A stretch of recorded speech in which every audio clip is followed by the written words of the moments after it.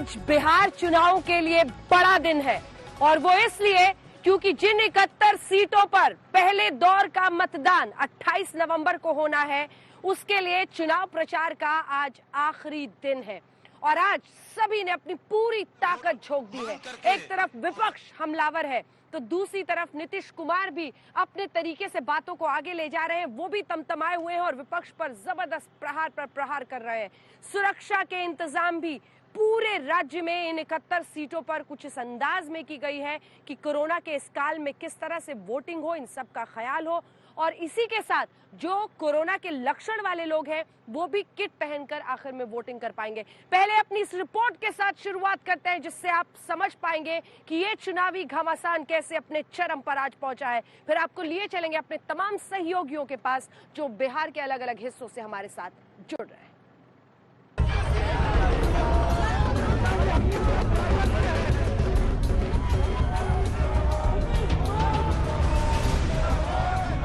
नीतीश कुमार ने तो 10 लाख में ही हाथ खड़े कर दिए थे कि कहां से देगा, पैसे कहां है। नरसंहार कितना होता था, डर के मारे लोग शाम के बाद घर से नहीं निकल पाते थे। मुख्यमंत्री का संरक्षण अगर नहीं प्राप्त है, मुख्यमंत्री की शय अगर नहीं प्राप्त है, सिर्फ बोलने से नहीं होता ना शराबबंदी। लालटेन के जमाना गए, आप हजारों किलोमीटर चले, नरेंद्र मोदी जी ने आपको ट्रेन नहीं दी। रैलियों का रेला, अपने अपने वादे, अपने अपने दावे, विरोधियों पर वार प्रहार। बिहार की चुनावी जंग में पहली बड़ी परीक्षा का वक्त आ गया है। पहले दौर की वोटिंग के लिए आज आखिरी बार नेताओं ने पूरा जोर लगाया। अब जनता तय करेगी किसे सिराखों पर बिठाएं और किसे अर्श से फर्श पर लाएं। चुनावी जंग में सबने अपने अपने तीर चलाए, लेकिन मास्टर स्ट्रोक महागठबंधन की कप्तानी कर रहे तेजस्वी यादव ने लगाया। तेजस्वी ने 10 लाख नौकरी देने का वादा किया तो बीजेपी ने बदले में 19 लाख रोजगार का दांव चल दिया। रोजगार तो कचड़े साफ करने वाला भी रोजगार हुआ, पकौड़ा तलो वो भी रोजगार हुआ, नाले साफ करो वो भी रोजगार हुआ। लेकिन हम यहाँ 10 लाख सरकारी नौकरियों के बारे में जिक्र कर रहे हैं और पहले कलम से पहले मंत्रिमंडल के बैठक में ये सच होने वाला है कि देश के इतिहास में पहली बार इकट्ठे 10 लाख नौजवानों को सरकारी नौकरियां दी जाएंगी। बिहार जिस स्टेट में इतना पोटेंशियल है, जिनके नागरिक पूरे देश पर जाकर के उनके ताकत दिखा रहे हैं, हर एक में, हर राज्य में आज बिहार के लोग के स्किल के वजह से उनको उधर रोजगार मिलता है। नीतीश के सुशासन बाबू वाली छवि पर सवाल उठने लगे तो नीतीश ने लालू यादव की याद दिला दी। सामने तेजस्वी है और निशाने पर लालू राबड़ी का दौर। अपराध की कितनी घटनाएं घटती थी, नरसंहार कितना होता था, डर के मारे लोग शाम के बाद घर से नहीं निकल पाते थे, आने जाने के लिए सड़कों की स्थिति नहीं थी ठीक, तो ये सब हालत था। कोई पढ़ाई नहीं, इलाज नहीं। बिहार के चुनाव में प्रधानमंत्री नरेंद्र मोदी और राहुल गांधी की एंट्री हुई तो राष्ट्रीय मुद्दे आगे आ गए। पीएम ने विपक्ष को राष्ट्र विरोधियों का साथ देने वाला बताया तो राहुल ने चीन पर सवाल दाग दिया। मैं जवानों और किसानों की भूमि बिहार से इन लोगों को एक बात एकदम स्पष्ट कहना चाहता हूं। ये लोग जिसकी चाहे मदद ले लें, देश अपने फैसलों से पीछे नहीं हटेगा। भारत अपने फैसलों से पीछे नहीं हटेगा। 1200 किलोमीटर हिंदुस्तान की जमीन चाइना ने ली है। चाइना की सेना हिंदुस्तान के अंदर है। सवाल यह है कि जब चाइना हमारी जमीन के अंदर आए तो हमारे प्रधानमंत्री ने हमारे वीरों का अपमान करते हुए ये क्यों बोला कि हिंदुस्तान के अंदर कोई नहीं आया। सवाल भाइयों और बहनों ये है। बिहार की सियासत में चिराग भी आग लगाने की कोशिश में जुटे हैं। उनके नारे से साफ है कि वो क्या चाहते हैं। बीजेपी से बैर, नीतीश की खैर नहीं। पहले चिराग ने नीतीश को जेल भेजने वाला बयान दिया और फिर उनके ट्रम्प कार्ड शराबबंदी को ही भ्रष्ट बता दिया। कोई एक मंत्री ऐसा नहीं है बिहार सरकार में इन्हीं की पार्टी का जिनको ये बात पता नहीं हो कि शराब कैसे। अब तो होम डिलीवरी सारे बोलते ही है ना, चिराग पासवान थोड़ी बोल रहा है, सब बोल रहे हैं कि होम डिलीवरी हो रही है। कैसे हो रही है होम डिलीवरी? मुख्यमंत्री का संरक्षण अगर नहीं प्राप्त है, मुख्यमंत्री की शय अगर नहीं प्राप्त है, सिर्फ बोलने से नहीं होता ना शराबबंदी, एग्जीक्यूट कीजिए। कैसे बरामद होती है शराब की बोतलें, कैसे बरामद होती है इतने बड़े बड़े तस्करों के यहाँ से? और अगर नहीं समीक्षा करनी तो इसका मतलब आप खुद उसमें हैंड एंड ग्लव है। अब तो जनता ही बताएगी कि उसे किस पर भरोसा है और वो किसे नकारती है। 28 अक्टूबर को पहले दौर में 71 सीटों पर वोटिंग होगी। इनमें बक्सर, कैमूर, भोजपुर, रोहतास, औरंगाबाद, अरवल, जहानाबाद, गया, नवादा, शेखपुरा, लखीसराय, मुंगेर, जमुई, बांका, भागलपुर जिले शामिल हैं। कोरोना काल में होने वाले ये पहले चुनाव हैं, इसीलिए इंतजाम भी खास है। नक्सल प्रभावित क्षेत्रों को छोड़कर बाकी इलाकों में सुबह 7 बजे से शाम 6 बजे के बीच वोटिंग होगी। कोरोना के लक्षण वाले मतदाता टोकन लेकर मतदान के अंतिम घंटे में अपना वोट डाल पाएंगे। सभी वोटर्स को वोटिंग के लिए दस्ताने भी दिए जाएंगे। आज तक ब्यूरो। तो देखा आपने किस तरह से तमाम मुद्दों से होता हुआ, लेकिन सबसे ज्यादा अगर चर्चा किसी मुद्दे पर हुई है तो वो नौकरियों का। एक तरफ तेजस्वी यादव के 10 लाख सरकारी नौकरियों का वादा, तो दूसरी तरफ बीजेपी का 19 लाख नौकरी के अवसरों को पैदा करने का वादा।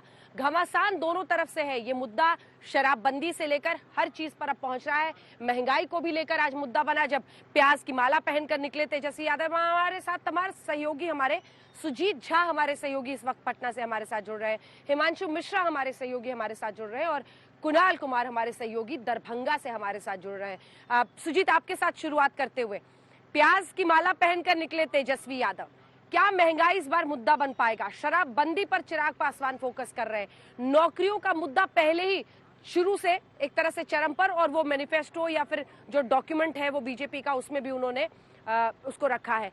कौन से मुद्दे हावी रहेंगे जब आज से एक दिन बाद जनता वोटिंग के लिए निकलेगी? सुजीत।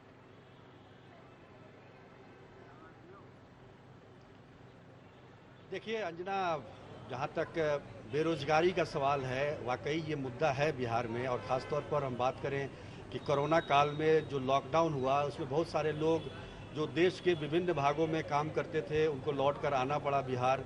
और बिहार में उन्हें जो रोज़गार मिलना चाहिए, जो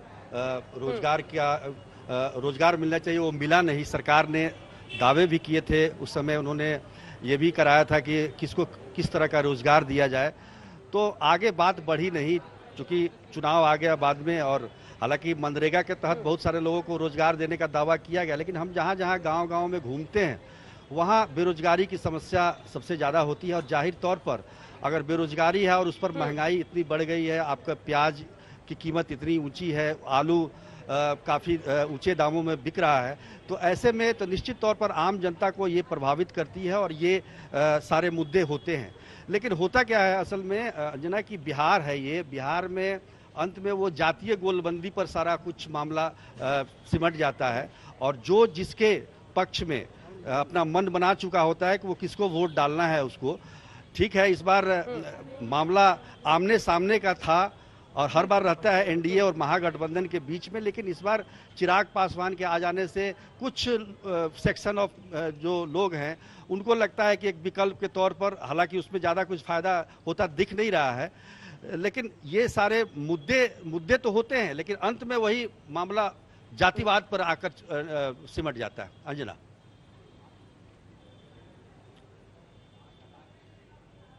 बिल्कुल, मुझे लगता है आपकी जो ये आखिरी लाइन है वही त्रासदी रही है बिहार के चुनाव की राजनीति की, क्योंकि कहीं ना कहीं जातीय समीकरण साधने में ही तमाम राजनीतिक पार्टियां पूरी ताकत झोंकती हैं, क्योंकि यहीं से उन्हें लगता है कि सीधे सीढ़ी ले जाती है सत्ता तक।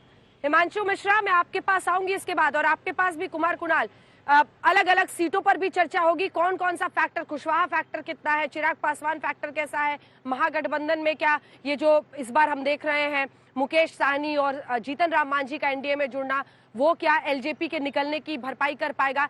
लेकिन जातीय समीकरण, बिहार की राजनीति की वो सच्चाई जिसका कार्ड आज तेजस्वी यादव खेल गए। जी हां, उनके एक बयान पर जबरदस्त बवाल हो रहा है जब उन्होंने कहा कि लालू प्रसाद यादव के दौर में उन्होंने जिस तरह की टिप्पणी की है उसको राजपूत विरोधी बता रही है भारतीय जनता पार्टी। सुनिए उन्होंने क्या कहा है और फिर इस पर नीतीश कुमार ने क्या जवाब दिया है। लालू जी का जब राज था तो गरीब सीधा तार के बाबू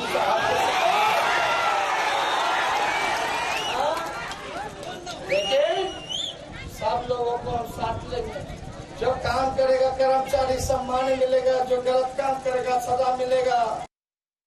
नौकरी से लेकर के शिक्षा तक आप भले ही कोई बोलता रहे, जान लीजिए ये सब में कोई दम नहीं है, कोई काम नहीं किया, जिनको किसी चीज की जानकारी नहीं, अनुभव नहीं है, अपने सलाहकारों के माध्यम से कुछ भी बोलना और मेरे खिलाफ बोलना, हमको इन सब चीजों से कोई मतलब नहीं है। मेरे खिलाफ बोलने वालों को खूब प्रचार करने का मौका मिलता, कर लो प्रचार, हमको क्या लेना देना उससे। हमको अपने प्रचार से मतलब नहीं है। हम तो पूरे बिहार को एक परिवार मानते हैं और कुछ लोग हैं जो अपने परिवार, पति पत्नी, माता पिता, बेटा बेटी, उसी को परिवार मानते हैं और हम तो पूरे बिहार को एक परिवार मानते हैं।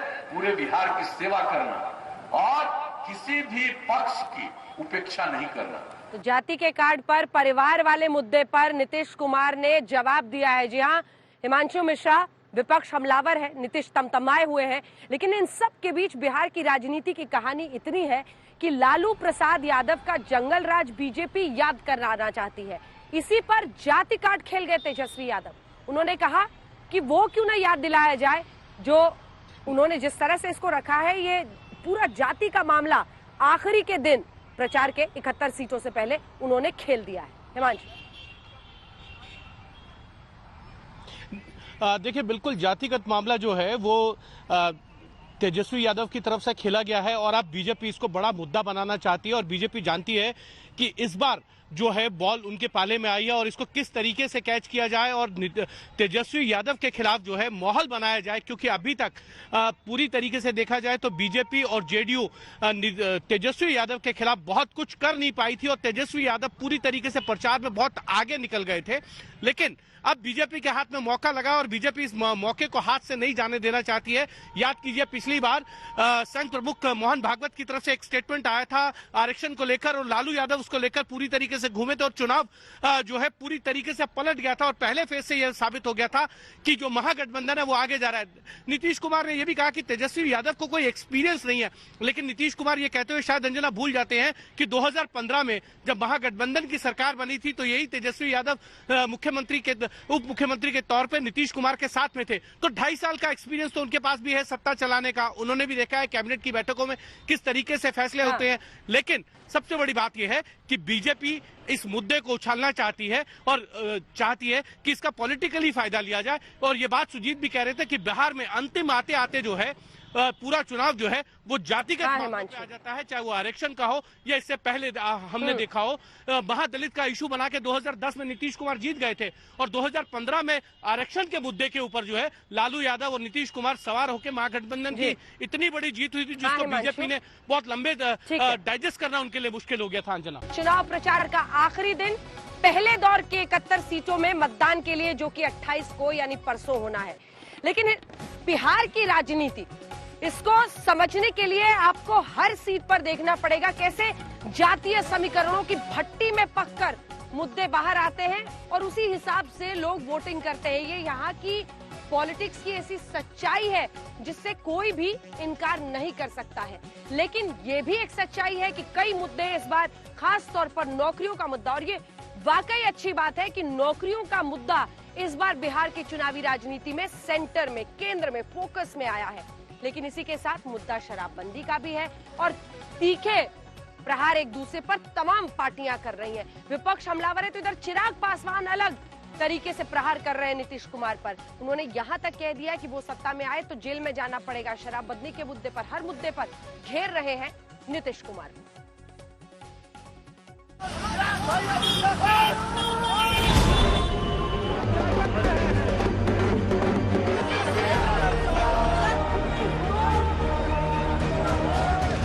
जेल में देना जाएगा, क्या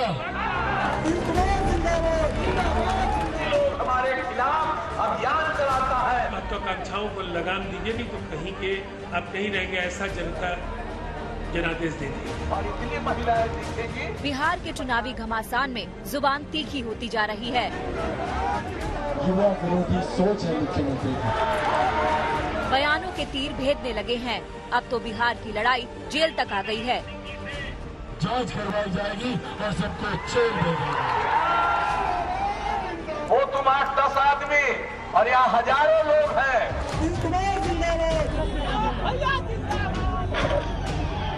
खुद को मोदी का हनुमान बताने वाले चिराग एनडीए के मुख्यमंत्री उम्मीदवार को ही जेल भेजने का दम भर रहे हैं। कल डुमराव की रैली में चिराग के निशाने पर सिर्फ और सिर्फ नीतीश कुमार थे। चिराग ने पहले नीतीश के कार्यकाल को भ्रष्ट बताया और फिर जेल भेजने की धमकी दे डाली। 7 निश्चय में जितना भ्रष्टाचार हुआ है, जो घोटाला हुआ है, भले वो किसी अधिकारी ने किया हो या मुख्यमंत्री ने स्वयं किया हो, लोजपा की सरकार बनते ही जांच करवाई जाएगी और सबको जेल भेजा जाएगा। चिराग के जेल वाले बयान पर नीतीश की ओर से कोई बयान नहीं आया। वैसे भी वो चिराग को ज्यादा तवज्जो नहीं दे रहे हैं। लगातार हमले होने के बावजूद उन्होंने चिराग के खिलाफ अब तक मुंह नहीं खोला। यहाँ तक कि रामविलास पासवान को श्रद्धांजलि देने चिराग के घर भी गए, चिराग का हौसला बढ़ाया। इस बार उनकी पार्टी ने चिराग को आईना दिखाने की कोशिश जरूर की। जो बेहयाई और बेशर्मी उनके बयान में आज झलकी है, उसकी कठोरतम शब्दों में निंदा करता हूं। उन्होंने बिहार के लोकप्रिय मुख्यमंत्री नीतीश कुमार जी को सत्ता में आने के बाद, तो ये है वो चुनावी प्रहार एक दूसरे पर जो तमाम राजनीतिक पार्टियां कर रही हैं। इस बीच आइए आपको सीधे कुमार कुणाल हमारे सहयोगी के पास लिए चलते हैं। और कुणाल, आप दरभंगा में इस वक्त मौजूद है, यहाँ से भी एक के बाद एक अलग अलग वीडियो आ रहे हैं। हमारे दर्शकों को जरा समझाइए कौन सा मुद्दा हावी, मंत्रियों की भी किस्मत यहाँ दाव पर है। देखिए, बिल्कुल पहले चरण का जब वोटिंग होगा परसों, तो कई सारे मुद्दे तो होंगे ही, लेकिन ये पहली दफा होगा अंजना की मसला सिर्फ 5 साल का नहीं है। ये 2020 है, 2020 है, लेकिन 15 का ये चुनाव हो रहा है। 15 साल लालू राज और 15 साल नीतीश राज। अब खेल यही है। अभी हम सुना रहे थे जैसे कि चिराग पासवान बोल रहे थे, ये वो बेल्ट है जहां चिराग पासवान का अच्छा प्रभाव है, लेकिन क्या चिराग पासवान वोट काटने से आगे बढ़ेंगे, क्योंकि ये भी एक बड़ा सवाल उन पर उठाया गया था विपक्षियों की तरफ से। तो ये तमाम चीजें हैं। यहाँ पर दरभंगा में जहाँ पर हम खड़े हैं, जाले यहाँ से नजदीक आता है, वहाँ पर एएमयू के छात्र नेता मकसूर कांग्रेस के उम्मीदवार हैं, उनकी भी बात होती है। लेकिन तमाम चीजें, ये पूरा जो समीकरण बन रहा है ना, ये सिर्फ जाति नहीं है, काम भी है, जाति भी है। जाति इस तरीके से है कि चिराग की जाति अलग हो गई, बाकी तमाम जो दलित है, अति महादलित जिसको कहते हैं, उनको एनडीए ने अपने साथ लाया है। और आज जो तेजस्वी ने बात की है कि अगड़ा बनाम पिछड़ा, जो पुरानी लालू यादव का समीकरण था, उसको कैसे लाया जाए जमीन पर। तो बहुत रोचक चुनाव है ये 2020 में 15 का, और इसमें तमाम चीजें डिपेंड करेंगी कि नीतीश ज्यादा बुरे हैं कि लालू ज्यादा बुरे थे। इस पर बहुत कुछ चुनाव परिणाम निर्भर करेगा, और परसों की वोटिंग भी।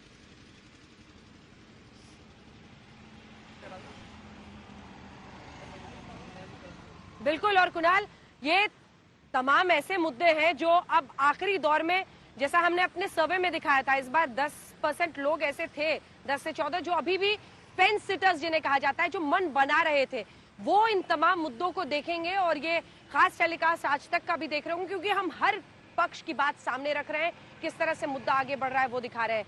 शत्रुघ्न सिन्हा से बात की है हमारे सहयोगी हिमांशु मिश्रा ने। जरा आपको सुना देते हैं कि उनके जो बेटे हैं वो इस बार चुनावी मैदान में हैं। क्या कह रहे हैं शत्रुघ्न सिन्हा अपने बेटे पर भी और बिहार के चुनावी बयार पर, पहले सुन लीजिए। शत्रुघ्न जी, बिहार चुनाव चल रहा है, जो आपने देखा है इतने सालों में बिहार में बदलाव। नीतीश कुमार का तो नारा था, बिहार में बाहर है, नीतीश कुमार है, नीतीश कुमार है। हाँ हाँ, बिहार में बाहर है, नीतीश कुमार है। बिहार में बाहर है और नीतीश कुमार है या तेजस्वी कुमार है? नहीं, तेजस्वी यादव बहुत ही दबंग है, बहुत शानदार, बहुत जानदार, और लोगों के प्रति लोगों में बहुत लोकप्रिय हैं। आज जन सैलाब उमड़ के आ रहा है उनके लिए, तेजस्वी के लिए। तेजस्वी आज मैं कहूँगा बिहार की और खासकर युवा शक्ति की इच्छा और अपेक्षा के प्रतीक हैं वो। तेजस्वी यादव सरकारी नौकरी देने की बात करते हैं तो बीजेपी कह रही है कि भाई उसके लिए पैसा कहां से लाएंगे, इतना पैसा चाहिए कि सच में बड़ा मुश्किल। और ये आप भी जानते हैं, क्योंकि अगर 10 लाख नौकरी देंगे तो उनकी तनख्वाह, उनके डीएस कहां से आएंगे। आप ये बताइए, जब हमारे प्रधानमंत्री जी ने, जब उनकी विश्वसनीयता नहीं खोई थी उन्होंने और लोग उनकी बातों का विश्वास करते थे, तब उन्होंने क्या कहा था? प्रत्येक वर्ष 2 करोड़ रोजगार देंगे। यानी अभी तक तो 12-14 करोड़ रोजगार मिल चुके होते, 12-14 लाख भी हुए हैं कि नहीं हुए, आप बेहतर जानते हैं। इसमें बता को तो बिहारी नहीं बाहरी कहने लग गए। बाहरी नहीं, आपने शायद गलत सुना होगा, उसको भारी कहने लगे हैं कि भारी उम्मीदवार है, कि भारी उम्मीदवार है क्योंकि इस वक्त वो जो है पढ़ा लिखा है, स्मार्ट है, गुड लुकिंग है, गुड डीड्स है, अंदर बहुत कॉन्फिडेंस है, आत्मविश्वास भरा हुआ है, करने की क्षमता है और मेरे हर चुनाव में काम कर चुका है। लव सिन्हा पहली पार्टी, पुरानी पार्टी, मेरी पहली family, political family, Bharatiya Janata party. तो कह रही है कि नीतीश कुमार से बेहतर मुख्यमंत्री हुआ ही नहीं।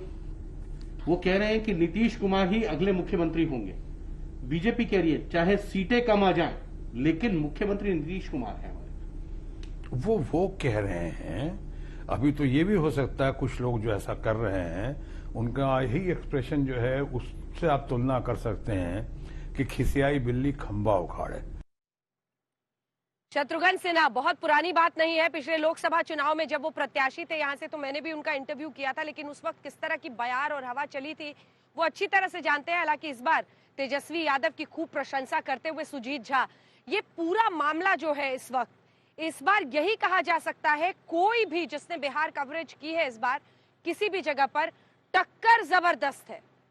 कम से कम लोकसभा चुनाव के इतने कम अंतराल के बाद ये चुनाव होना, और उसके बाद मतलब कोरोना काल में आप देखिए ये पहला चुनाव है, उसके बाद जबरदस्त आप टक्कर देख रहे हैं ग्राउंड में, ये अपने आप में बहुत कुछ कहता है।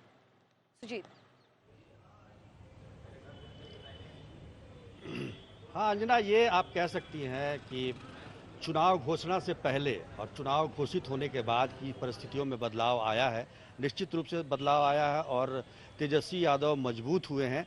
और जहां तक जो रैलियों में उनकी भीड़ आ रही है वो भी एक कारण है कि लोग उनको भारी भरकम और एक तरह से प्रतिद्वंदी के रूप में नीतीश कुमार के देख रहे हैं, क्योंकि अब तक ये माना जा रहा था कि बिहार में कोई विकल्प नहीं है और विकल्प न होने के चक्कर में यहाँ पर 5 गठबंधन, बड़े बड़े गठबंधन बन गए।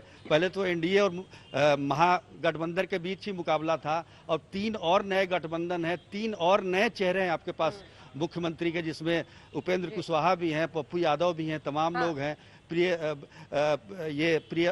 प्रिया पुष्पम चौधरी हैं। ये तो एक तरह से एक आया है, लेकिन तेजस्वी यादव निश्चित रूप से तीनों अपनी सरकार बनाने का दावा कर रहे हैं।